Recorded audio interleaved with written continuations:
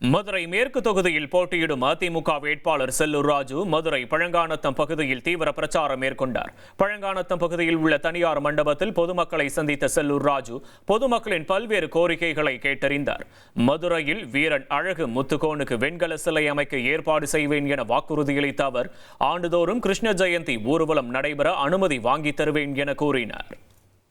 நீங்கள் கூறியது போல் எனக்கு ஒரு வாய்ப்பு வரும் பட்சத்தில் நிச்சயமாக நீங்கள் கேட்கிற அத்தனையும் செய்வேன். அதை காட்டிலும் என்னுடைய நீண்ட நாள் கோரிக்கை என்ன தெரியுமா, என்னுடையது அதுவும் எப்படியாவது அழகுமுத்துக்கோன் அவர்களுக்கு சிலை வைக்க வேண்டும்.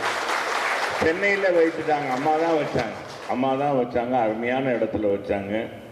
சென்னையில் தான் அழகுமுத்துக்கோன் சிலை முதல் அது வைத்த பிறகுதான் அழகுமுத்துக்கோன் என்ற அப்புறம் தான் தெரிஞ்சது அவர் தேனி இந்த மாவட்டம், அது மதுரை ஒருங்கிணைந்த மாவட்டத்தை சேர்ந்தவரை நம்ம இன்னும் பெருமைப்படுத்தாம இருக்கிறோம்னு எனக்கு மிகப்பெரிய வருத்தம்.